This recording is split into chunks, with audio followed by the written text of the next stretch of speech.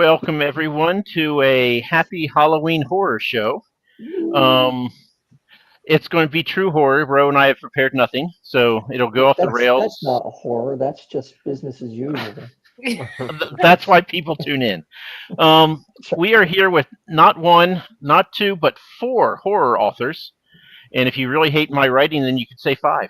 Um, but let's go around the horn and introduce ourselves first. Ro and I don't need to be introduced. We've done this No, way too please. much. But Corvina, tell us who you are and why you're here and what we have on you to make you come. Did you lose a Oh, bet? well, I'm Corvina Sweeney, horror author and DVS member. I'm basically here because you said, "Hey, join the show." I said, "Okay, let's do it." I love interviews. I love talking to people. I love, promoting my books as much as possible.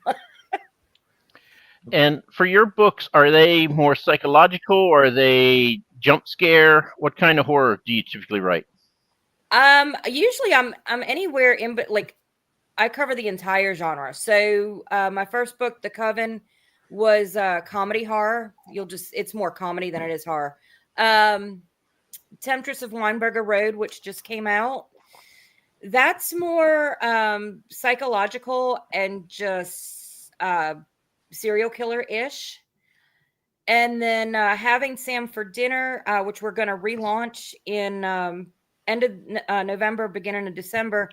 It's more dark romance with a cannibal twist. Yeah, I was going Oh, to ask that. Is it a cannibalist kind of thing? Oh yeah. and Sean, how about you? Introduce yourself. Why are you here? It's 3 a.m. in your country. You're crazy. We know clearly, but tell us more. Hey guys, so yeah, I'm from Cape Town, South Africa. I'm here because Corvina said I should be here, so I'm here. Um, I write Sacred Valley horror novels, which is inspired by the Silent Hill games. Originally were Silent Hill books, which we can talk on later if you want. But yeah, that's me. Alrighty. Let me do this. Who are we up to now? Justin. This, which I have to tell you, is my own fault because I read this. I did not know it was horror because I didn't pay attention to the cover, and I could not sleep after I read this. I'm sorry. Not really. Um, Success. yeah, the Bounty and the Bones is definitely the most hard horror of my writing. My Kit Barker series is more Weird West. So the horror elements there are, heavy on monsters and mystery. But the Bounty and the Bones was described by one guy as The Thing meets the Wild West, which I took as high praise. The Thing is my favorite horror movie to this day. And I'm here because you keep inviting me. I know how I've been in the past. And last but not least, Tobias, author of Death Sketch or co-author of Death Sketch. Why are you here? Are you still getting an echo? No, No, for real? no, we go live and it works now. What about now? Well, Well, I'll you're let not you know. talking, so we don't know. That's my magic. Nope, No echo. no Oh, echo. It's good. Nice. Okay, so yeah, I kind of cast a wide net as an author. So I'm a speculative fiction author, but I am starting to work on a horror series with my co-author, Oliver Shade, who's actually my son. But we're actually working on a series of standalone horrors. They're all short. Death Sketch is right here. It's very short. It's a novelette, but they're all standalone with some a couple 1-2 parters. But for the most part, you can read them in any order. They're kind of like Goosebumps, but for adults. They're more focused on suspense rather than splatter, gore, and that sort of thing. But they're not children's books at the same time. So yeah, I love horror, but I love really sci-fi, fantasy, and horror. And actually, The Thing is like one of my favorites. I love The Thing. The Thing and Alien are probably like two of my favorites. I like sci-fi horror a lot, and also fantasy horror. Just the mixing of the three genres are really kind of my thing. So Tobias, I have a are question. Oh, sorry. Real quick Yeah. question for you, Tobias. You say this is not for children? I mean, unless they're trying to buy it from me, like at a live event. Oh, yeah, right. No, But How old was your son when you two worked on this? I mean, I don't think we should discuss parenting in a Halloween. I agree with Tobias on that one. I was a little hesitant to come on here, but now I really kind of want to. No, I'm kidding. I think Tobias from an undisclosed location. I think it's. I think he was probably like 9, maybe. Yeah, but I mean, maybe a little rough parenting. I don't know, but it's not. There's none of the naughty time in there. You know what I mean? And again, it's not splatter horror, mostly suspense. But he's my brain trust. He has great ideas. He's like, that's really stupid. No, we're not doing that. You know, he's like, we should do this instead. I'm like, that's actually a lot smarter than anything I would have thought. If you think that's great now, wait till he's a teenager. Oh my God. Yeah. Oh goodness. It's going well so far. We'll see how it goes. I can always drop that name off the future books if he's listening. Are you wearing a blood splattered chef's coat right now? Yeah, I actually just got done trick or treating because there's no age limit in my neighborhood. Nice. They're like, yeah, I'm actually a bloody chef. I got some. That's real blood, by the way. And I'm cooking up. The last person to give him a 1 star. Yeah. Yep. But yeah, so I'm bloody chef. Just got done trick or treating with my kids. Excellent. Did you take the candy tax? I'm sorry, what now? Tax? The candy tax from your kid. Oh yeah, for sure. Yeah, Actually, actually, try convince him that he really doesn't want the M&Ms. I'm more into the beer, but I'm more like I like- beer and They give away beer in your neighborhood? Damn. Man, yeah, we need to know where this is. You go to the right houses, yeah, and you know that. Yeah. Damn, I might have to dress up. So, what got you into horror? Anybody you can pick it up and run with that? Oh, well, I've been in a horror since I was little. The first horror movie I can remember watching was The Exorcist, and I was 3 years old. What? Yes. My Tobias, you're mom, off the hook, man. You're good. Yeah, I'm good now. yeah, I'm solid. my mom had it on. I mean, she used to watch horror movies, and I just watched whatever she watched. So it was horror movies. So This was the I grew up 70s? on horror movies, and that's pretty much all I watch, and it's pretty much all I read. And well, the next step is to write it. Sean, how about you? What Well, got you into horror? Interestingly, what's wrong with my words? Oh, 3 a.m. right. Interestingly enough, when I was a teenager, my friends were all watching horror, but I grew up Catholic, and for some reason, my friends felt I was like this very innocent child who was not allowed to see horror. I don't know why. And I went around to their house one evening.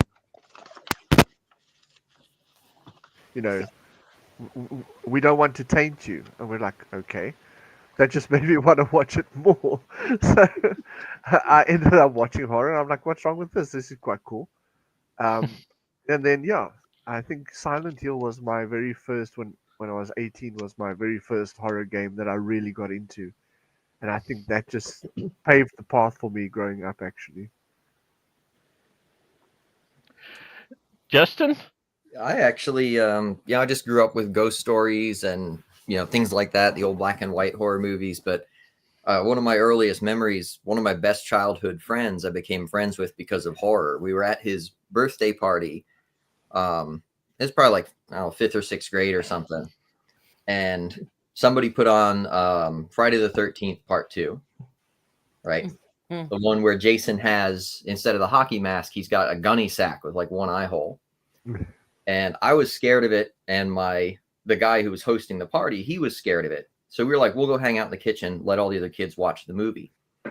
And we became friends in there. And as we were, sitting there, we went, hey, there's a gunny sack right there. We could just put this on your head, Justin, with an eye hole. And if we jump out there, we will scare all these other kids out of their skins. And, so it's like a core memory. I jumped out of the kitchen door and scared the hell out of all these guys from my, middle school class. including one guy named Dave, who was quite a bit bigger than me. And he basically took me by the throat and chucked me like a rag doll across. Wow. Just, Wow. Let's have consequences, man. and for some reason, this imprinted on me that you can really get quite an emotional reaction out of somebody with a well placed scare.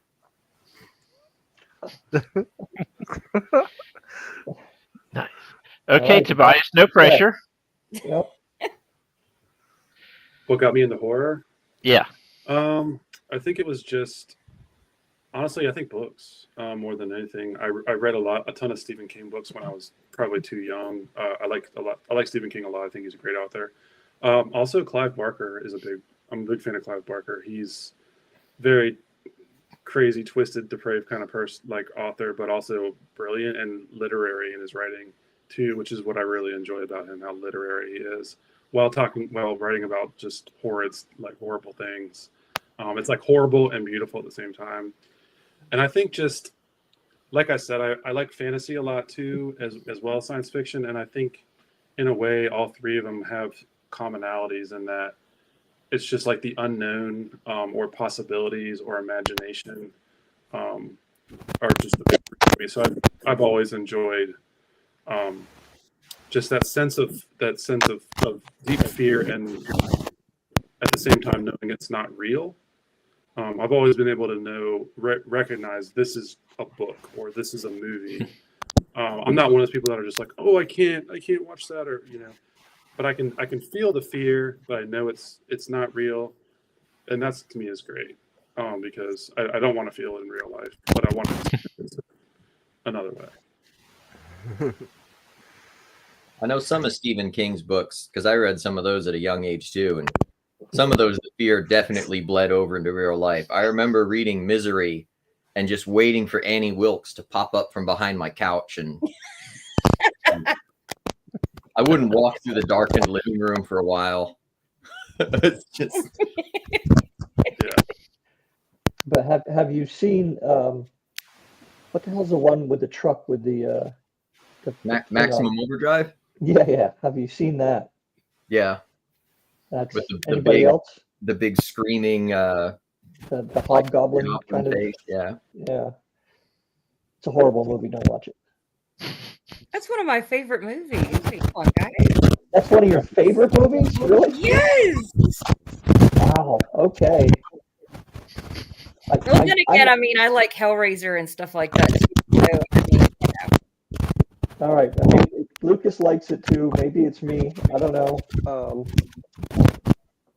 I guess I was at a Comic-Con once, and there was a guy who had found that goblin mask on the front of the truck. oh, cool. He found it like I don't know, some dump or something. Anyway, he restored it, right? And he was selling, no kidding, he was selling little vials of goblin dust, or whatever. Nice. No, it was ridiculous. But he had that movie on a loop for an entire 3-day weekend con. And Ooh, now that's horror. Yeah, I just sat there and watched it for 3 days. Like, oh my God. And it didn't get any better. It got funnier, right? But I saw something after that where Stephen King said, he said that's because he was very heavily involved in the making of the film. And he said, you don't ever want to make a movie while you're on cocaine. So yeah. I don't know. It came out pretty good. Yeah, I think it's a fun movie. I think it's a great specimen of the time period. Right? Yeah, well, it's kind of got that Death Race 2000 vibe. So. Yeah. In a way, but like I think the mask on the truck was really what got me. I loved seeing that truck that was so cool looking. And then to watch the rest of the movie, you're like, ooh, that would be kind of neat. Like if all the, what would you actually do if aliens took over, cars and all electronics? Like what would happen? Where would you go? Well, if they took over big semis like that, you would just make, tight turns. Well, yeah. You'd be fine. Sure. All right. So what's your all favorite holiday? And I I wonder. No, it doesn't necessarily follow that they all like Halloween the most. Okay, let's poll the audience. Mine is definitely Halloween. It's my favorite. Okay. I like a bunch of different holidays for different reasons. I don't know that I have a specific favorite. Like I like Halloween a lot. I actually like Easter quite a lot, and Christmas and Thanksgiving and all those. But for the sense of fun, it's hard to beat Halloween. For the sense of like fun.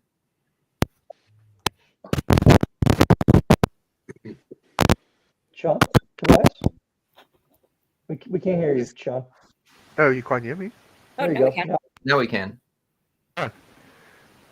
Sorry, I was saying Halloween isn't practiced as much here in South Africa as it is overseas, but it's still one of my favorite just to enjoy with everyone else. It's like really cool. So, do you have a favorite holiday? Halloween, that's it. Oh, okay. All right. Sorry. Yeah. Tobias, you can make me a total fool by saying Halloween here. I'll be the freak in the room. I don't care. I'll be the freak in the room. I love Christmas. I just love Christmas. I've always loved Christmas, and Halloween is a very close second. But I mean, give me some presents under a tree. Give me the end of the year with some time off of school or work, and I'm there. And I don't really have a huge sweet tooth, so that kind of knocks Halloween a little bit. Probably that's the difference maker. If I had more of a sweet tooth, I'd probably pick Halloween. But I love dressing up. I love the scary stuff, obviously. So it's a close one, but yeah. Have you ever written a horror story around Christmas?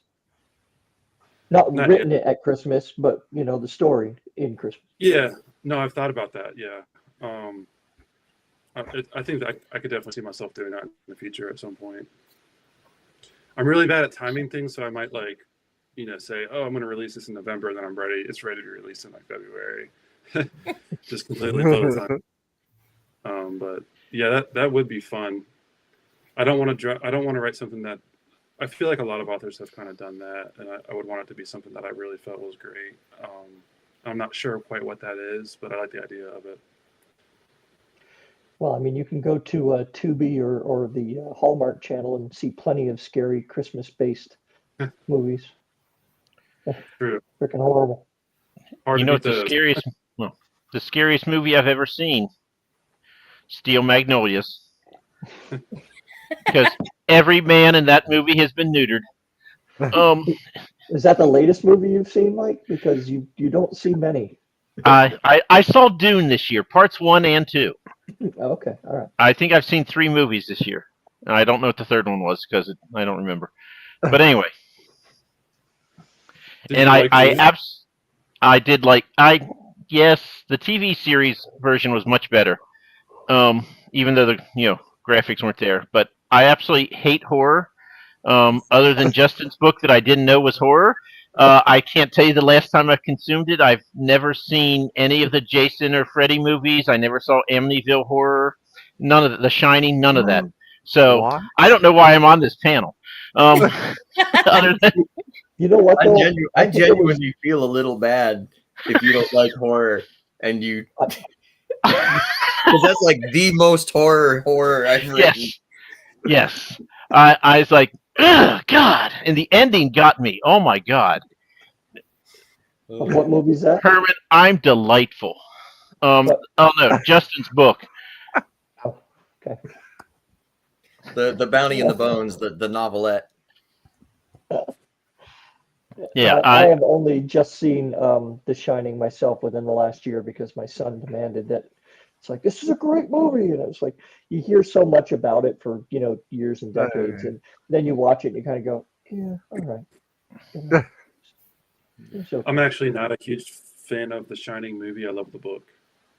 I know that's a bit of a hot take, but the movie is good, especially like the way it's shot and everything and artistic style. But I feel like the characters were just a miss for me in a lot of ways. Even though Jack Nicholson's iconic in it, don't get me wrong. Oh yes. But I loved the book, and I felt like especially Wendy was horrific in the movie compared to the book. Well, even Stephen King said he hated Kubrick's version of The Shining, But honestly, I liked it. The things they did to Shelley Duvall during that movie was horrendous. But just as the filming part of it. But I thought everybody did well. And I thought Kubrick did a really good job with the whole story. I think it would have been a little better if, certain things were explained a little more. But aside from that, I mean, I really, I'll watch that movie every time it comes on just because I like the whole atmosphere of the movie itself. Not necessarily like the characters per se or the storyline. It's just the atmosphere of being stuck in this hotel and you're snowed in, like, there's ghosts and, he's going crazy and there's really no escape. Okay, so this comment here, autopsy, I could do that, but this comment is going to make sure that I never ever watch the movie. I think Lucas might be having a memory from something other than the movie because I don't remember that in the movie. So maybe I remember that. Oh my God, that's my one memory. That's Don't be- that's Don't be the ageist. Don't be Because ageist. they sneak it up on you, right? Like I don't- he thinks he's smooching like the hot, English woman. yeah, right. And then when he draws back, you're scarred for life. Cackling, naked, anatomically correct grandmother walking, like, yeah. Yeah. It's pretty. It lands. It really does. I mean, I love the transition too. That was pretty cool the way they did it. You gotta check it out, Mike. You gotta check it out. Autopsy of Jane Doe is awesome. Summer was commenting about Autopsy of Jane Doe. It really is, for what it is, it's a really cool, creepy movie. I've been meaning to give that one a shot. I've got it on the watch list on Tubi. I've been hearing really good things about it. Oh, it's great. I mean, you expect, I think going in, you kind of don't know what to expect. And then you kind of expect more and you don't get it, but that's okay because everything else is just phenomenal. I saw someone else comment Mars Attacks, and I absolutely love Mars Attacks. Mars Attacks was good. I like that. So awesome. Yeah, Mars Attacks was a good one. Yeah. Rant. Such a funny movie. So I will tell you, I have read a horror book. I read Molly's book, Ooh. Dark Bloom. Yes. Like I said, I don't really like horror, and I really don't like romance. But I read Molly's book, and it was very well written. It's just so very not for me, but it was well written. Seems like you need to check out The Coven. You would like The Coven. It's not exactly. It's more comedy than it is horror. See, when you said that, I was thinking I definitely need to check that out.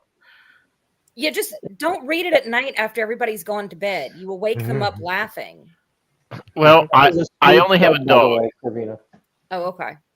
I wanted to actually ask you, Corvina, was that skeleton next to you, is that Kevin dressed up? Oh no, that's Dusty Curls, and she is actually dressed up as Delphine Veltieri from Temptress. Right. Oh, right. Hair plugs, electrical plugs, weed plugs—they're all smooth. Like me. You done? And my plugs. Is there a voice? Is there a ghost? Sorry, guys. Sorry. That was actually pretty cool. No, that's not me. I don't know what that is, honestly. Well, that's an interesting take, Herman. Okay, sure. So, what's the scariest thing you've ever seen in real life? Me in the mirror when I wake up in the morning. I should have seen that one coming. You really should have, Sean. That's a good question. I mean, because you got to get your ideas from somewhere for this, right? I mean, Oh well, I mean, I have I mean, I live in Louisiana. Like the entire state of Louisiana is pretty much haunted. And me and my daughter are, we've been able to see stuff since we were little. You know, I started noticing my daughter was seeing stuff when she was about 2, which was about the same age I started seeing stuff. We've seen some pretty creepy stuff in one house that we lived in. But I mean, it's creepy because, well, it's, you know, it's ghosts and it's spirits and stuff, but it's, you know, to us, it's kind of a part of everyday life. As far as coming up with ideas for my books, well, I usually get those ideas from my friends. Like The Coven was based on a Halloween prank we pulled one year, which actually involved a human sacrifice. But, you know, all theatrics, nobody actually got hurt. Oh, I know, right? I mean, it kind of, Temptress of Weinberger Road is actually based off my good friend, who's also a horror author. She's not actually a serial killer, but she does tend to. Sure. Well, I don't know what she's Yeah, really doing yeah. at night, but I do know there's a lot of. I mean, she would play a Black Widow very well. Let's just put it that way. And then having Sam for dinner just started as a joke for a Yule celebration that we were doing at the house. One of my friends started dating a new guy whose name was Sam, and my daughter, when I called her and said, "Hey, what are you bringing for our Yule get together for food?" She says, "Oh, I'm not sure." And I said, "Well, our friend's bringing her new boyfriend Sam," and she's like, within a second, she's like, "Mom," I said, "What?" She goes, "How are we going to cook Sam?" And then it snowballed. It went into this whole, like, what was the best and quickest way to cook him? Barbecue, obviously. And then I took it a step further and actually wrote the ending and threw it up on X, and everybody loved it. So I actually had to write that book backwards. I had the ending and I had to write it from the ending all the way to the beginning. And it was just, it was actually a lot more difficult than I thought it would be, but it wasn't too bad. Sounds like a giant pain in the ass. Not really. It was fun. All right. Now, if you're a plotter, Ro, you know your ending before you start. Well, Sometimes I just have like 3 scenes that I really want to use, and then it's like, well, see how we stitch that monster together. And right? And I'm not even a plotter. I'm a pantser all the way. So I just get an idea and roll with it. I'm probably 50-50. See, that scares me, the whole just start writing and not know where you're going with it. I could never do that. I have to know what I'm writing toward. I'm a plotter, but it's an illusion. I could relate to that. It seems like it's just wasted time because it all falls apart so quickly. It reminds me of the old saying in fighting, you know, everybody has a plan until they get punched in the face. Right. Everybody has a plan until their character behaves as the character would behave and not how I want him to. Right, exactly. See? That's why I'm a lot like you. Oh, go ahead. Oh, no, I was just going to say, I was writing a sci-fi horror standalone, and that is what turned into my urban fantasy. So, and I had an outline for that, so it just completely turned into something different. I'm a lot like you, Justin. I like to have 5 things that I know are going to happen, and I'm like, okay, now I have to connect these. What order did they go in? And then you just sort of, write from one to the next, and then you can tell when Ro edits my work, he's like, yeah, you really need to mention what this room looks like that they spend 3 chapters in. I'm like, that's not the part I wanted to write. Clearly. Anything. Give me a color. Give me an adjective of some kind.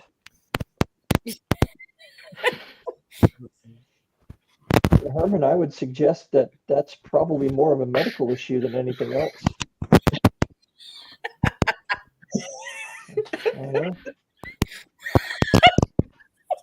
Well, so seriously, isn't my last question that I've written down here. What is the line that writing horror that you won't cross? Is there something that you just say, yeah, no, that's too much. I'm not gonna do Animal that. cruelty. I will not write animal cruelty. I mean, I rarely even contemplate killing off animals in my book, but I will not put animal cruelty in my books ever.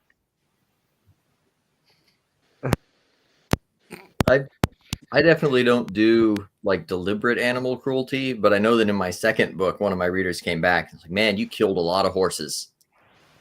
No, Yeah. like, well, there were some accidents on the trail, and the bad guy is not exactly a good, animal husbandry, character. In my head, I was like, dang. And I got flat out told by one of my pre-readers, if you kill this specific horse in the next book, I'm out. I could see that. So if you kill the franchise on killing a dog. So can I kill the main character's best friend that's been with us for 3 books? Yeah, sure, but don't you kill that buckskin horse. Right? Like, yeah, I'm the same way. Like, there was a movie or something I was watching the other day. Oh, it was one of the new Chuckies. It just had it on because I don't like the new Chucky. I don't really care for the old Chucky either, but still. And they had a scene where the new Chucky doll was harming a cat. And at that point, I just turned it off. I was like, no. Because when people see this, whether they're adults or teens or whatever, it gives them ideas and not always the best ideas. So when it comes to animal cruelty, I mean, animals have it hard enough. So I really draw my line there. I mean, not in my house. I can understand, like, if in the story, an animal gets injured, that's fine. If you're writing about war stories or stuff like this, yeah, that's going to happen. And I get that. But it's when it comes to the fact that it's actual purposeful violence against an animal, I kind of draw the line. That's all. I draw a line at violence against children too. Yeah. Like, I might imply it. I might imply it as like a background element of like, maybe why this is a villain or something, but I won't do direct description of violence against children, and I won't do direct description of successful sexual violence. It's just not in my wheelhouse. No, I get that. I wouldn't do that with kids either. I can't say that I would draw the line against sexual, like graphic sexual violence, because in Temptress there is that, but it's more of like a getting even thing, because there is a rape scene in there. It's like a date rape kind of scene, and she gets even. So that's a narrative impetus. That's not for the sake of doing it, though. Right. No, I don't. That's like an integral part of the tale. I think that's a different animal. Yeah. Sean, Tobias? I think I would say, like, I love animals, so I don't really think too much off the table for my books, though, other than the fact that I write with my son, which takes a whole lot off the table. But I think I would really struggle with violence against children. See, I would have that in my story, but I wouldn't like graphically describe it. You know what I'm saying? Like something bad could happen to a child, definitely in any of my stories. But I wouldn't like lovingly describe this scene for pages and pages. Like I wouldn't do that. So yeah, I wouldn't enjoy it. I would purposefully not do that. Just because I don't want to see that. And honestly, animals, I would definitely kill animals, but it's not something I would enjoy either. And I wouldn't I would try not to graphically describe them either, unless it was the animal I really didn't like because they were terrible in some way. Like, but another one that wasn't really brought up that I would want to bring out is like political. So like, I wouldn't want violence against a type of person, whatever that may be, race, whatever you want to call, that is attacking them, graphically, killing, just for the purpose of hatred or whatever. That's off the table for me.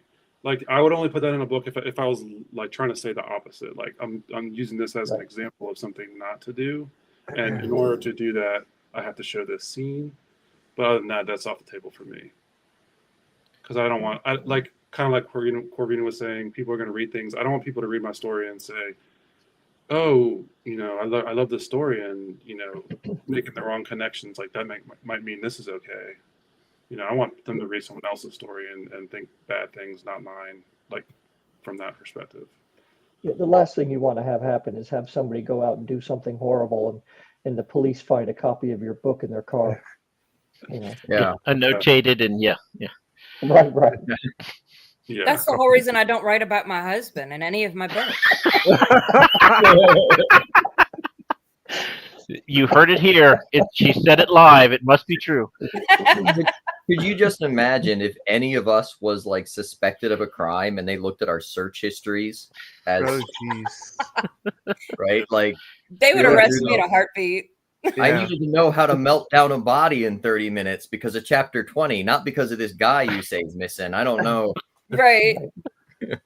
Yeah. I Well, had an author once asked him what's the weirdest thing he looked up, and he said, I had this sci-fi thing where they landed on a planet and it was backwards, so they didn't have any parts, so they had to make their own biofuel. So I had to look up, can you convert humans into biofuel? I'm like, I'm a chemist. I can tell you how. Oh wait, I'm not supposed to say that out loud. Well, it was kind of funny that y'all mentioned that about I jest about my husband, but a couple of nights ago he had an episode. He has some kind of seizure activity that happens every now and then. And this particular one, he doesn't usually pass out with them, but he did the other night. And he was joking because I was on the phone with my aunt and he said, "Oh, she's beating me again." I don't beat my husband. Well, he passed out and he hit his face on the freezer door in the kitchen. So now he's got a black eye. How cold And was it? I'm- Really the fridge? Right. So he Miss Sweeney, really, can you step outside while we talk to your husband, please? right. I have to go get him. But I'm sitting on the phone and I'm texting my friend and I said, "Great." I said, "This is how it starts." Because when he started feeling better, the first thing he did was get up and go back into the kitchen. Once I got him in the living room, he goes back into the kitchen saying he's hungry. He grabs the sharpest knife in the kitchen and he starts cutting up chicken. I said, "Great. He's going to have a black eye. Then he's going to fall and pass out and stab himself." And then when he comes Corina's back, husband, if you can hear us, please text us. If you actually, I think he's in the back sleeping. But anyway, sure. right. Yeah, that's how it starts. Yeah. That is No, how it he's starts. sleeping. Fine. Blink twice. He's a heavy sleeper. He'll be out for a couple of days. He went foraging. I don't know what he ate. Right. The best part was when he comes back into the living room with his plate of food, he's got toothpicks in the food, like because he was some kind of soft taco thing, and he was holding them together with toothpicks. And I said, "Great." I said, "Now, can you watch me try and explain this to the cops, officer? I swear, he fell and hit it. He was having an episode. He fell and hit his face on the freezer door. That's how he got the black eye. Then he decided he was going to get up and cut up some chicken with the sharpest knife, but he passed out again and stabbed himself. And then, oh yeah, when he came to again, he comes in the living room and now, he passed out over his plate of food that had toothpicks in it. So now he's got these toothpicks stuck in his eye. And my friend, I'm texting her, she goes, "Well," and I said, "You're an accomplice now, right?" She says, "Well, kind of, because I don't actually have proof that he's alive." So I'm in the living room on the couch and I can see the kitchen. So I film him standing there in the kitchen with the knife, cutting up stuff. I said, "Now you have proof he's alive." Just for your own sake, Corina, you might want to just yell to him and just have him walk by. Yeah, just so we know. can be sure. If you have a newspaper with today's date, Hang on. I tell you what, I will be right back. Hang on. I will be right back to prove that he is here. Hang on. this If she reminds says me it- of like during the sleep. plague years when everybody was on Zoom, right? Yeah. And if somebody had like a dog or a cat, everybody would be like, "Show us the dog, show us the cat." Right. And now it's like, "We want to see that your husband's alive. Bring him out, You're scaring us all. parade him But around." don't real quick." worry. Is that really your husband who's sitting next to you this whole time? Did you put a wig on? We've all seen Weekend at Bernie's. We'll know if something's up. Have you guys seen that it was a movie on television not long ago. It was about a restaurant. It's called The Chef, I think. It kind of falls into the horror thing. The Menu with The The Menu. Menu, yeah, that may have been it. The I guy haven't has all seen these it, people out to but- this island. Yeah, and he's a chef. And I mean, has anybody seen this movie? Yes, yeah. The Menu, I like- yeah, I it's a like good it, movie. Oh, okay, all right. My husband's coming. He's Alright. Is that Okay. is that a horror movie, Rob? I think it would qualify as that, yeah. Corvina, Because- how did you wake him up? Did you say like there's guys that want to see if you're alive? Yeah, I kind of flipped the light on. I was like, "Hey, hurry, put a shirt on. Like, come up here real quick. Everybody wants to make sure you're alive." He grumbled a bit. I think I hear him stirring. Yeah, we thought he was right there, right next to you on your camera there, right above your name. When did this happen again? Oh. Oh, it was a couple of nights ago. Sorry, we Okay, were so speaking about the Menu. oh yeah, Well, I mean, if Tobias hasn't seen it yet, I don't want to get into it a lot because I haven't seen it either. okay, I- it's still I one of haven't those seen movies that's well, of course you haven't. It's one of those movies that's still new enough where you kind of have to give spoiler warnings. Do you want me to just do this So- and you can talk about it for a while? No, that's all right. Just It's really nod good twice. movie though. It's really good, and it kind of does bring up the. I mean, I guess it has some graphic bits to it, right? But I think it's much more intense than that, which is, I would think, something that you all would have to deal with a lot. You know, do you go for graphic or do you go for tension to kind of draw out the suspense and all of that with a horror book, especially? You have to lean. I know. Oh, there he is. Hey, Wait. He's Hey. alive. all right, How y'all Hey, Sean. doing this your we were alibi is worried for you. complete. evening? Making sure the old bean is still with us. I told you he was still alive and kicking. He's fine. Just stay out of the kitchen until we're done, please. Gets me out of the closet. Specimen So- A, ladies and gentlemen. So Tobias, did you come prepared with your 2 truths and a lie? Yeah, I'm ready. This is our big new innovation for our show. After 288 episodes, we're actually changing something. Go for it, Tobias. 2 truths and a lie. Okay, in no particular order, obviously. So I'll say I went to Woodstock '99 when I was quite young, and back then I had terrible vision. I still have. I would have, but I got LASIK done. But anyway, I wore glasses back then, and I got them knocked out in the mosh pit. At one of the, I think it was the Offspring, maybe, or maybe Rage Against the Machine. Anyway, I did not get them back. I looked through the ground and the grass after people cleared out like desperately, and this was, I think this was like halfway through day 2, and then sure enough, all the clothes started coming off, in Woodstock after that, and I couldn't see anybody because I was so blind, and it was like the most frustrating thing of my young adult life by far. So that's one of my either truths or lies. That's a horror story right there for a young man to. That's just Yeah. sad now. And if that's true, that's terrible. And if that's a lie, that's a really good one. Very well delivered if it's a lie. I I was like going all to the say little the same. details. Like, Yeah. wow. Yeah. And so I don't just like to write books, but I also am a musician.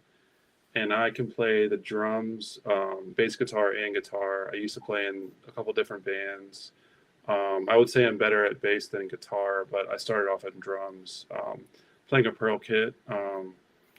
I would say my favorite drummer is Neil Peart, and Peart. I'm almost as good as him, just a little bit behind, a lot. So that's either Yeah, right, bro. that's either true or a lie. I think I know what that one is. And Or then, self-delusion. I don't know. It's one of those in there.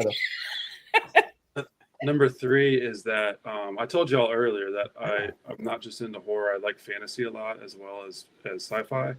And I want to say, like, I know Tolkien's a big. Everyone loves Tolkien, but I personally think The Wheel of Time is the greatest fantasy series of all time. I've read the entire series multiple times, and I think that The Lord of the Rings was just basically a prelude up to that. It's basically nowhere near as good as that. And I personally think the slog in that series is magical. I love the slog. And even though Brandon Sanderson ended it, I think that was just what was meant to be. It's that good. It's basically like in the fates of the world that Brandon Sanderson ended that epic fantasy series. And that's my 30, either truth or lie. Okay, what do we think? Which one is the lie? I have suspicions. I'm hoping for our friendship that the third one is a lie. I was going to say the same. That's got to be a lie. Actually, I was kind of thinking the second one was more of a half truth, not a whole lie. Well, I haven't heard him drum, so The second one made sense to a point, right? Because if you play drums and bass and guitar, it makes sense that you would be less good at guitar than the other two because the other two are rhythm, blah, blah, blah. I get that. Correct. But then he goes comparing himself to Neil Peart, and he pronounces it wrong. So I'm going to go with number 2 because Rage Against the Machine did play at Woodstock 99. Right. So, and some people do like the slog. I'm gonna go with the first 2 being true and the third being false. Simply because it felt like there was a lot of rehearsal in the third, whereas the first felt really natural. If the first one's a lie, you are a good liar. Like, you're good at it. You should pursue a degree in law. He is an author. I mean, he does like to tell stories. That's right. So what do you think, Sean? I definitely hope, for the sake of everything that is good, that the Lord of the Rings one was a lie. See, I'm afraid because Tobias and I vehemently disagree on Joe Abercrombie. So I think that this could be another thing that we vehemently disagree upon. And I'm kind of leaning towards 2 as being the lie, but I really hope it's 3. I really hope it's 3 as well.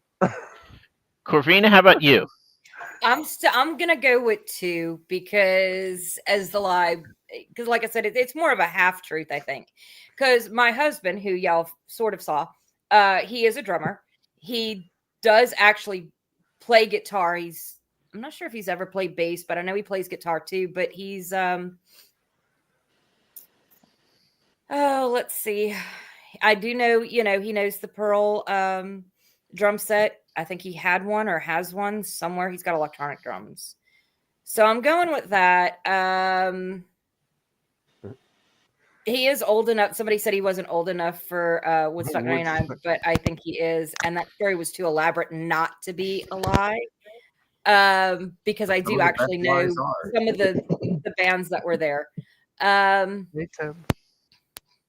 Yeah, and as far as the fantasy story goes, wow, I'm still going with number 2. I think number 2 is a half lie. Okay, Tobias, if you tell us 1, then you really win. Which one is the lie? So I guess I pronounced Neil Peart's name wrong. I've always just said Neil Peart. So that's true. The lie is I have never even read The Wheel of Time. Oh, thank goodness. Thank goodness. I'm actually starting to read it on audiobook now. So far, it's pretty boring. Sean is so relieved. You've redeemed yourself, sir. I'm a big fan of Lord of the Rings, so I would never say that about that. Good man. Good man. I disagree that not everyone's favorite drummer is Neil Peart. It's actually, a lot of people think John Bonham is number 1, which I disagree with. But he's a good one for sure. But I'm also a big fan of Danny Carey as a drummer. He's one of my other favorites. That's good. So, Justin, your turn. All right, 3 truths and a lie, or 2 Two truths and a lie. truths. 2 truths and a lie. I have a tattoo of a sea monster because I saw that sea monster. Legit, in real life. The whole story. I actually have the tattoo. I actually saw the sea monster. I have a pet capybara. Like, the giant guinea pig looking thing. The largest rodent in the world. Yes. Yep. The Catholic Church in South America says that they're a fish for the purposes of Lent because of how much time they spend in the water, which is a cool little factoid. But I have a pet capybara. And I have, on occasion in the past, traded violence against other people for money. But they were into it, so it's fine.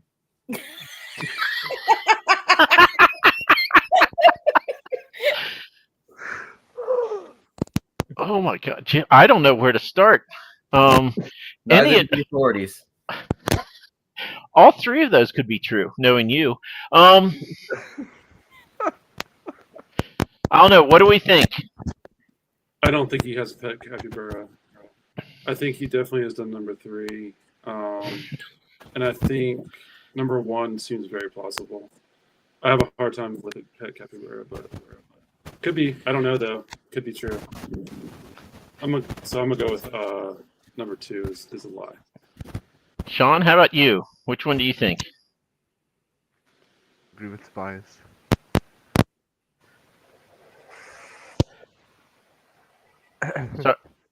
Sean, sorry, I didn't get that. What'd you say? I think he said he agrees with Tobias. Yeah, I think that's what he said. Okay. Corvina, how about you? I'm gonna go with the whole Loch Ness monster thing as a lie, or is it Loch Ness or just a sea Sea A monster? sea monster. Monster. Well, I mean, Loch Ness is what I come up with, so I'm going with that, and it's probably a lie, even though I did notice he's got tattoos. So he might have a tattoo, but it was the way he said that's not a lie tells me that's a lie. Ro, how about you, Ro? Well, growing up on the banks of Lake Champlain, I'm going to go with 3. You're So- going to go with 3. Okay. Huh? Yeah. So I will say that you all need to be friends with him on Instagram, and you would know that 2 is absolutely true. Are you sure? Okay, go ahead. So I'm going to go with Ro and say 3, because even though I know you were an MMA fighter, I don't think you did violence for money. Although I could be totally wrong, but that's what I'm going to go with. All right, so if I can find him, Oh, that cool. is the sea monster. There's a whole Okay. story. I was a professional MMA fighter, so I did indeed get money to engage in violence with other people for the entertainment of others, which sounds a little sordid when you say it out loud like that. And that's not my capybara.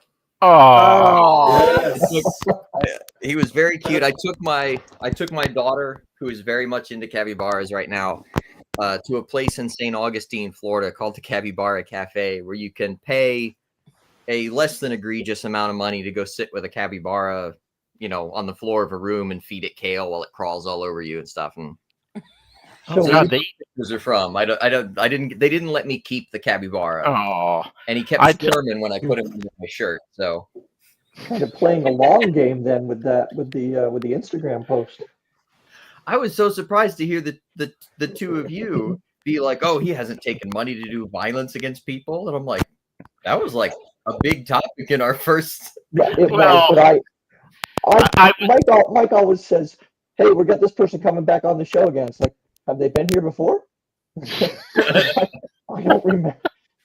Yeah, I actually watched that one. People on this show. I don't remember anything. Did I I tell you watched that guys? episode, and that's how I did. Did I tell you guys the sea monster story the last time I No. was on? I don't if think you so. did, we're in our 50s. We don't remember. There you go. I was so I used to be a sailor. I used to be a cage fighter. I used to be a farm hand. I'm a has-been at a lot of things. And when I was a sailor, we were out on the quarterdeck one day. We were just sitting around eating apples, smoking cigarettes, and the sea was glassy smooth, and the sun was low in the sky. So the whole sea was like it was like a mirror. And anything that came up out of the water was like this black silhouette. And we're all sitting there, we're hanging out, and all of a sudden, this huge rolling coil with all these spines on it, just like that, comes up out of the water, and we start freaking out. You know, we're like, "Hey guys, come here! Can you see this? Look at this thing! Holy crap, monster!" Huge rolling coils like that, and we watched this creature for like 40 minutes. This wasn't like Bigfoot sprinting through the headlights. We watched this thing for like 40 minutes. And after about 45 minutes, we noticed that its shape was kind of changing a little bit. And the distance between the spines on its back was like starting to change. And it broke up enough that finally, after 45 minutes, we realized we were looking at a pod of probably 200 or 300 North Atlantic dolphins. And they would come up in a rank, in a row like that. And backlit on a glassy sea, it was like a shadow puppet of the classic coiled body sea serpent. Like I'm convinced that's how some of those dragons ended up on the old maps. Yeah, it was. That's pretty cool. I like that story. I've heard that before, but that is cool. But yeah, I don't have a capybara, unfortunately. Well, Very man, disappointed. You ruined my night. I can tell you where to go pet one for $50 for 30 minutes in St. Augustine, Florida. Wow. Okay. What a weird thing, though. Somebody had to have a capybara and say, "Hey, maybe we could charge people to pet this thing." You know. And, Dude, So they have a lemur colony in North Carolina. You can go hang out with the lemurs. I totally want to do this, but Sean, you go to the lemur colony and not the leper colony. Though, Mike. That's what I thought he said at first too. Sean, tell us your. That should be in your next. Home from the leper colony. That should in the next horror book. I want somebody to write that scene now.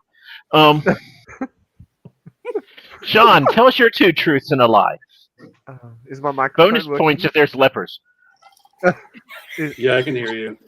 Okay. Okay, mine isn't as elaborate as you guys. I didn't think you guys Yeah, were me either. Gee, Sitting here trying to think of something better now. yeah. Okay, so my three simple ones are I write horror novels. That's number one. And number two, I once ran alongside a lion. And number three, I drift cars at the local track in my spare time. Now, when you say ran alongside a lion, you mean alongside or from? Oh, sorry, what was that? Were Alongside you what? actually in front of the lion, kind of thing? No, Or- alongside. Alongside. Okay.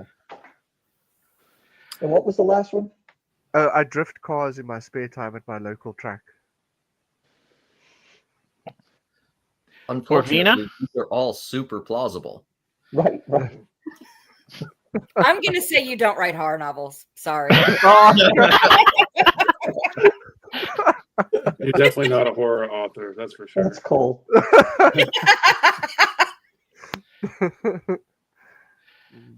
So Mark is coming in, telling us that 3 has to be true. That sounds true. But that could be a plant. Is Mark you? Yeah.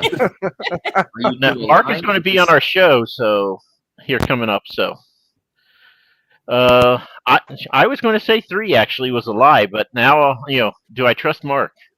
The thing is, he said run alongside a lion, and that's specific, and it implies the possibility for a barrier to exist between them. Yep. He's also in South Africa, so he has more access to lions than the rest of us. Access to lion. One would hope so. Yeah. I mean, the last time I tried to access a lion, it was a big deal with the local PD. So You take a dim view of that kind of thing. So are we going to? I think 3. I'm going to stick with 3. That's what my gut told me, even though I'm probably wrong. But what's new? Is You he said it with just such confidence, is Sean just like the promoter for the horror novels, and the author isn't actually here? Like, there's some like weird ghostwriting thing going on. That's number one. Yeah. His twin brother Juan. The author's actually sleeping. He just sent his publicist for our show. Yeah, it's like That's it. You might want to get a new publicist if that's the case. old. I don't know if my publicist is getting on at 3 a.m. That's fair. He's earning his money.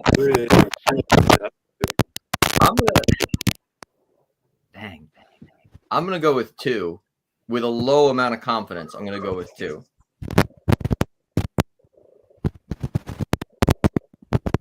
Tobias, Alright. did you make a guess? I want to say 3, but that commenter is really bothering me. I really kind of turned my game off. I guess I gotta go with 2 also.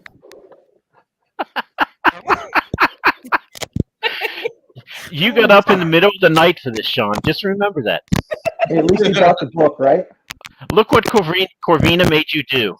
I know. I think it's funny that he's like, "Oh, I didn't have very impressive questions," and we're struggling more with him Yeah, they're so simple. than anybody else. Yeah, I'm gonna go with number 2. I don't think he's ran with the lion. That's probably what I gotta go with. Okay, Sean. Big reveal time. Which one's the lie? Oh no, we got Oh no, he went mute. Didn't hear anything. We lost the audio. Can you hear me now? Yep. Yes. Okay. Okay, so I'm definitely a horror writer, number 1. I understand why Mark thinks I've drifted in a car. I was a participant. I was sitting as a passenger in a drift car. That was part of my videos on the weekend. But no, I've never actually drifted. I don't do that in my spare time at all. Woohoo! But I have run alongside a lion. JR is completely correct. We have a lion park not far from here. But there is a fence between us. And I was actually running towards my son, and this lion decided to run alongside me, which was quite awesome. So very good on the barrier part. Well done. You know what's sad is we really only had 2 choices there. Yeah. It still took us all of that chatter to figure it out. I had a 50-50 chance and I got it wrong. No, wait a minute. Wait a minute. You passed these 2 through me earlier tonight. He didn't want to tip his hands to you. Obviously, because I thought the lion thing was like true. I mean, well, I didn't want to say it was a lie because I was like, okay, that's the lie. So I was, but he's definitely a horror author. I didn't think it was actually true though. Not with the lion. I could see you running from a lion, yes, but not with one. But okay. Because I thought running away was too obvious. It's all in the wording. That's what you get for being a writer. There you go. Corvina, it's up to you now. Oh, 2 truths and a lie. All right. Well, I will start with this one. When I was little, and all of these, well, 2 of them are me little and one of them's not. So when I was little, my parents took me to Commander's Palace in New Orleans. It was a fancy restaurant back in the day, still kind of high class. Emeril Lagasse was actually the head chef at the time, and I was about 6 years old. So not many kids went to Commander's Palace with their family. And we were there for my uncle's birthday, and Emeril got wind that there was a little kid in the restaurant. So even though we were celebrating my uncle's birthday, Emeril came out. He gave me the balloons, and he gave me the signed chef's hat. Now, of course, being a 6-year-old, the signed chef's hat got ripped up and played with. So we couldn't make money off of it later when he got famous. But it was actually pretty fun, and I enjoyed playing with the signed Emeril's hat. My second one, last year, was it last year? Yeah, last year. I went down to the Florida Keys with my husband and my brother-in-law and his wife. And I literally spent 5 hours underwater and actually ate a pizza underwater at a depth of 30 feet.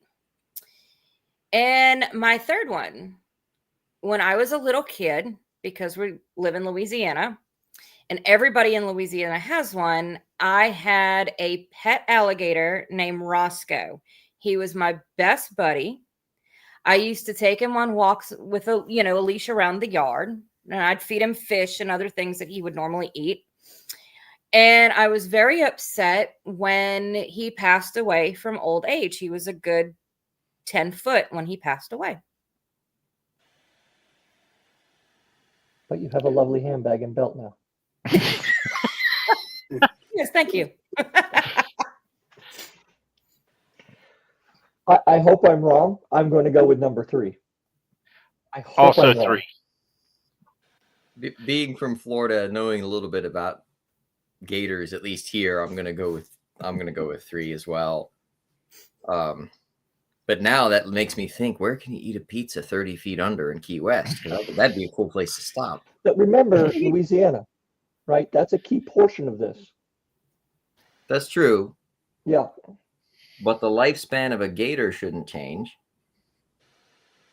No, it doesn't.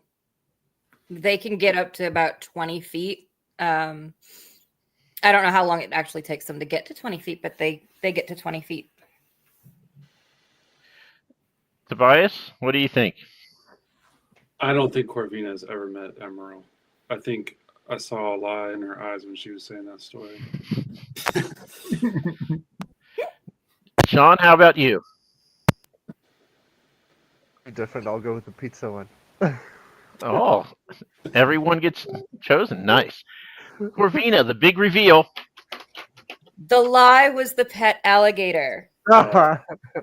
Yeah, I actually, as much as I love to photograph alligators, I really don't want to be up close and personal with them. But I did actually meet Emerald Lagasse when he worked at Commander's Palace back in the 80s. And I did get the chef's hat. And it was signed nicely in black lettering in his handwriting. It was personally signed. And yes, actually, to answer your question, in Florida Keys, there is a place called the Jules Underwater Lodge. Okay. And I had to take a crash course for a week. It was like scuba diving boot camp. Because I was trying to get my scuba diving certification as well, which, by the way, I still don't have, because I have a problem with taking the mask off underwater and putting it back on without drowning. That's a challenge. It really is. Yeah, And drowning I is bad. failed 3 times trying to do it. As long as I got my mask on in the air, I'm good. I did actually stay in the hotel underwater for 5 hours. I started getting my anxiety started getting to me, so I had to bail. But they do actually deliver pizza down to the hotel, which is kind of like a little pod looking thing, and it's dry, and you get your own personal pizza to eat while you're there. Now, my husband and his brother stayed for the full 24 hours and got their Aquanaut certification, but they've been certified divers since they were little. That's really cool. I think that's really cool. It was fun. I couldn't stay the whole full time, and I didn't get my certification. Yeah, that's something I've always wanted to do, is get scuba certified, but I've never done it. Yep. Okay, Ro, do you want to go or do you want me to go? I'll go. Unfortunately, I don't have like big stories. I just have 3 quick sentences. So let's go with this. I've flown in the B-52, I've eaten giraffe, and I've slept in the same bed as the Queen of England. Oh, wow. To clarify, Clarify. Not at the same time. you're not saying you slept with the Queen of England, right? No, I'm not that old. I don't know what her tastes are, and you're a good-looking man, so you know.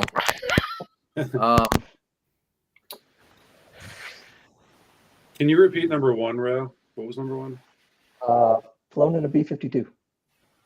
Oh, I believe that. I think it's. I don't think he's flown in a B-52. That'd be so cool, though. I I will think tell we you are. all that Roe was in the Air Force for 23 years, Roe. 25 years, 7 months, 3 days. Well, there you go. Oh, well, That there goes definitely that. affects the probability. Thank you. I'm gonna go.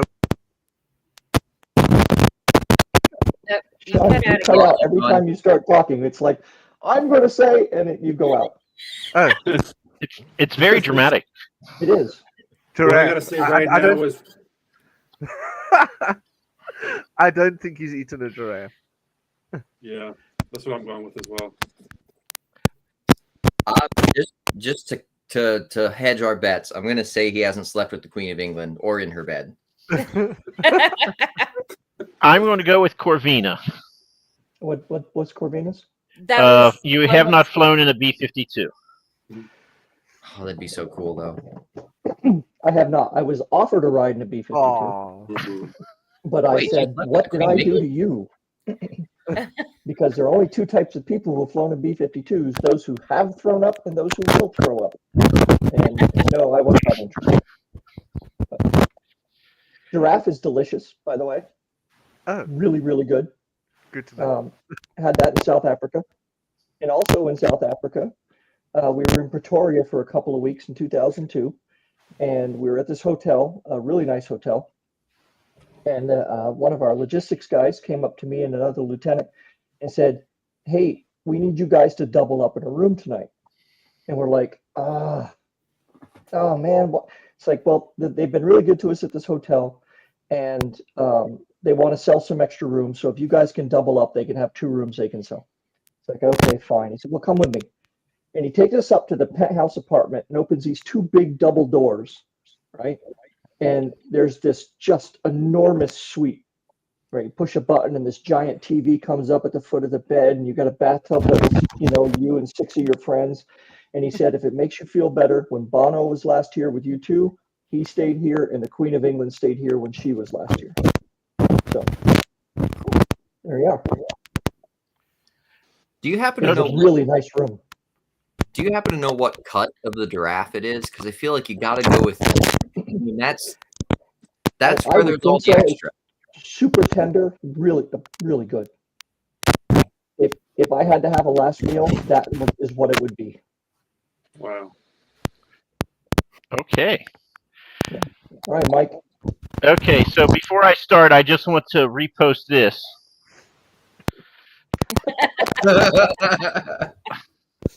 Okay, so for vacation one year, I went on a dinosaur dig. Number 2, back in my teenage and early 20 years, I was actually a very good water skier. And third, I have a collection of Roman coins that spans over 500 years of their history. That's a difficult one. That That really is is. hard. Because I could see you as a good water skier, like back in the day, even now. No, now I look like a float. Look, every time I go to the beach, somebody yells, "Push the whale back in." So I get I mean, my costume, you see, is Jupiter. yeah, I mean, come on. but how's your balance on the water? Come on now. What was the first one? So we got Roman coins. Dinosaur dig and water skiing. Yeah, see, all of those are too plausible, not to be a lie. I mean, I feel like the water skiing is too implausible to not be true.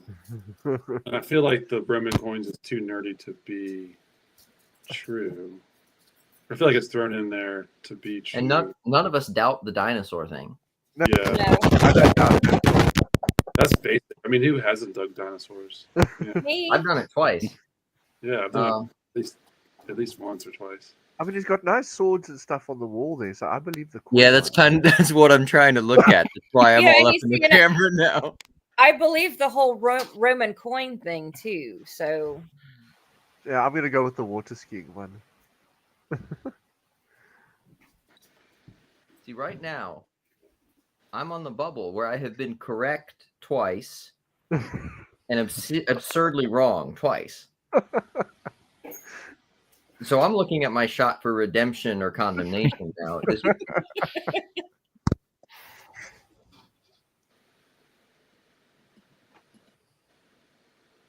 I'm going to go with the water skiing as well. I'm going water skiing too. I guess I just got to do it. He's about to school all of us. Yeah, water skiing. yeah, I'm pretty sure he is. It can't be water skiing. It's got to be something else. Maybe he didn't go on a dinosaur dig. No, he definitely did that.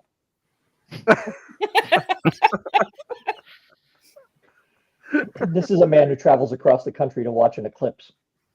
Oh, Twice. Did you do Twice. yeah, he definitely did dinosaurs. Did you go to Sharktooth Hill in Bakersfield? I did not. Okay. I mean, technically, those wouldn't be dinosaurs because they were Miocene era. See, he nodded like he knew. Water skiing. So I went on a dinosaur dig in Marmarth, North Dakota. I found fish scales, an alligator tooth, and a turtle shell. So no dinosaurs. Very disappointing. And the worst part of all is I had to have biscuits and gravy for breakfast twice, and I hate biscuits and gravy. But the town we were at, the only place that served food was a gas station, and if you didn't eat that, you just didn't eat till lunch. So twice I had to eat that disgusting stuff. I have never water skied before in my life. And I do actually have the Roman coin collection. Every emperor who was emperor for at least a year, I have a coin from their era because I'm a nerd. It's cool though. I think that's cool, honestly. If you knew how much money I spent on coins that you can't spend, you would not think it's quite so cool. Yeah, try playing a game of Warhammer. Jesus. Don't get into that. Fine hobby. motor skills. don't get into that hobby. Could be Okay. worse. I got into guns as a hobby. If you want to talk about blowing through money. Bullets, ammo. Yeah. Jesus. Oh, Yeah. I have some guns of my own. One of them is actually laughable. It's called the Betty Ross, and it's a pistol, but it's got like this 16-inch long barrel on it. So it looks like the cartoon, like the gun cartoons. Yeah. You know, where it is, people expect you to pull the trigger and it says bang. So Like in the first Batman movie where Little Jack spike Nicholson comes out. pulls this. Yeah. yes, that. I have one of those. And I've actually shot it once. I mean, I wouldn't want to stand in front of it. I mean, The whole joke is my husband says you could stand across the room and hit the thief in the chest with it, and he just laughed. And I said, "That's just the thunk point." him. Yep. Oh, man. What was a blunder? Nice. Jeez. I That's a do word that have doesn't one use muzzle enough. loading firearm that I built, which was like a lot of fun. Mhm. But then you're just like, the more you learn about muzzle loading firearms, the more you're like, man, how did the Europeans conquer the West with this crap? Like, Right. it's just like, Yeah, hey, hold up. you better run any minute now. Stop your approach, Lion. Yeah. Hang on, I'll be right with you. Let me just load Yeah. the gun. 20 You know what? minutes You're later. free to go. Yeah.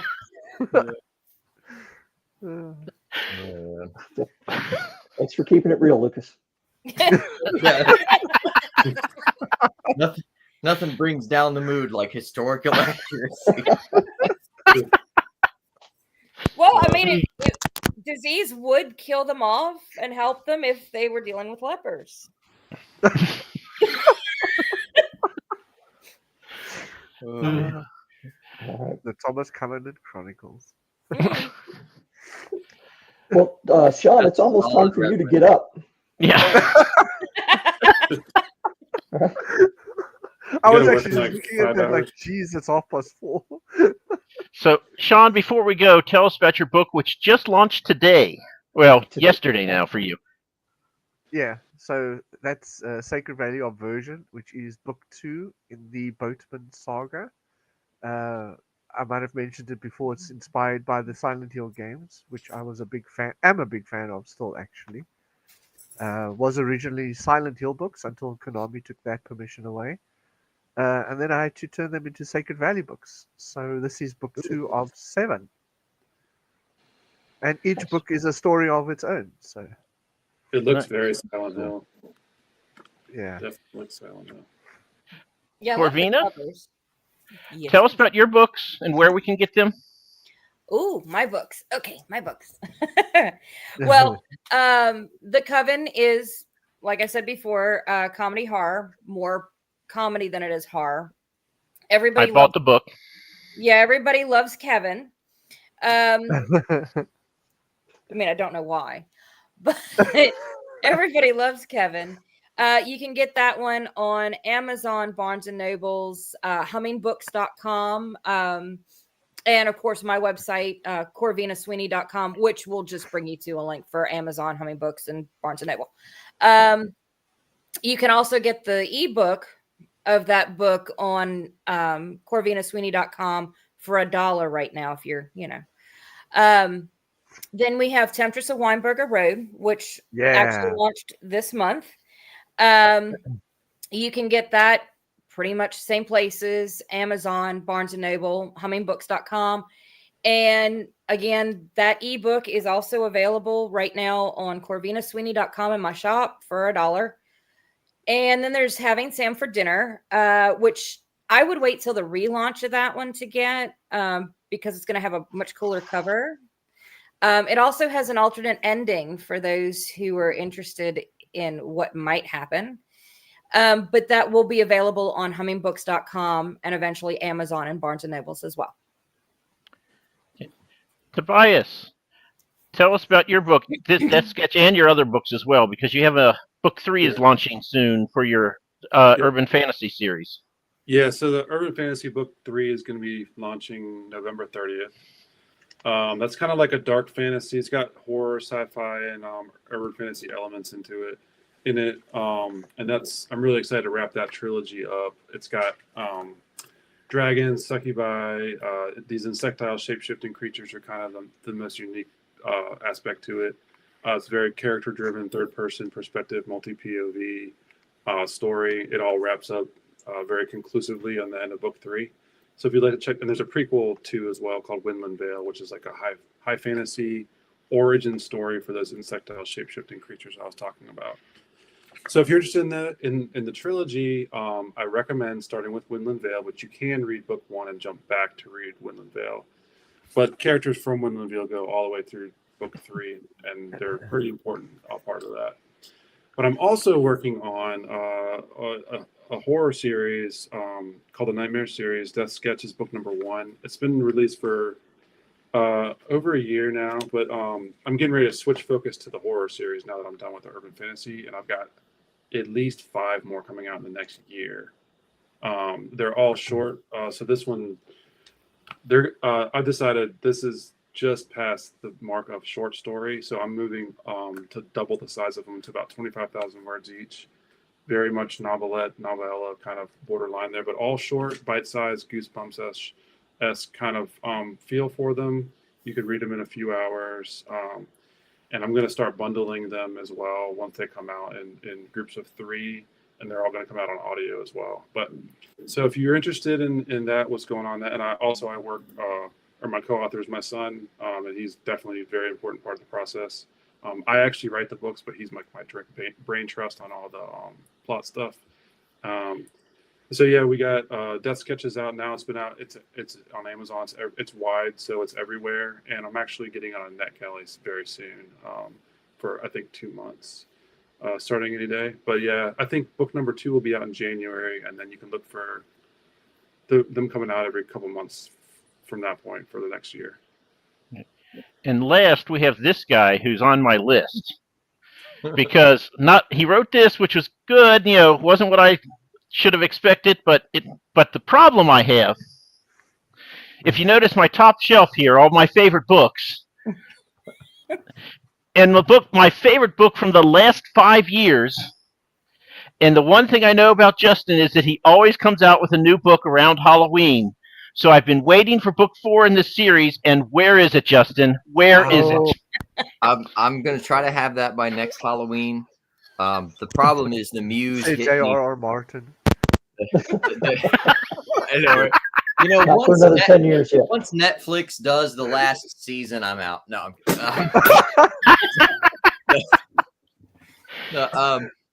one of my favorite book dedications of all time was a gentleman who finished a fantasy series and dedicated the book to J.R. He said to J.R. Larry Correa. Yeah. Yeah. See, it's not so hard. It's like, oh, that's Oh yeah. that is spicy. But I'm hoping by next Halloween to have the sequel to Fortress of the Damned. So I write the Kit Barker series of novels, which are weird westerns. They're very monster heavy, horror in the Wild West. And then I've also done one novelette, which is a hard horror, like sort of body horror, The Bounty and the Bones, which is in the same universe as the Kit Barker series, but is a standalone. And I've got some other nasty standalone stuff I'm working on in the same universe. You can get those paperback and hardcover at Amazon and at Barnes & Noble. You can get the ebook on Amazon and Kindle Unlimited, and you can get the audiobook on Audible. And you can get all of them on my website, which is authorjrwhite.com. And Ro, you had a recent release. Yeah, but I don't have it anywhere near me. Of course wait, not. I do. Oh, hold on. Talk for a minute, Mike. Okay, I'll go with mine while we're waiting. So my latest release is Proxima Station.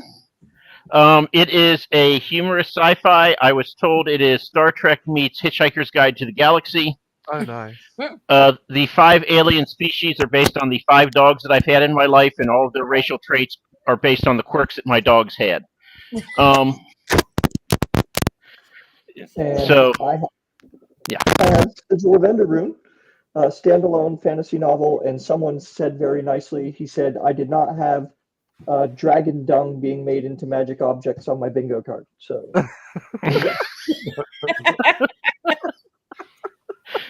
and I will tell you, resource you use it. And book 2 will be out soon. I just have to talk to my editor and see when I'm going to get it back from him. Editor, when am I going to get it back from you? Sometime this coming week. This coming week. So anyway, thank you everybody. It's been a great Halloween, or November 1st for Sean. But yeah, Corvina, can I go to sleep now, please? No. Nope. Just a minute. We'll let you wait a minute. Mike and I are back on Monday, November 3rd, with James Ruckopa. That's a more civilized time of 7 p.m. So please find out how he pronounces his last name. okay, thank you everybody. Best Halloween I've had in a while. Yeah, this was fun. Thanks everyone. Nice meeting y'all. So it's all good. And there we'll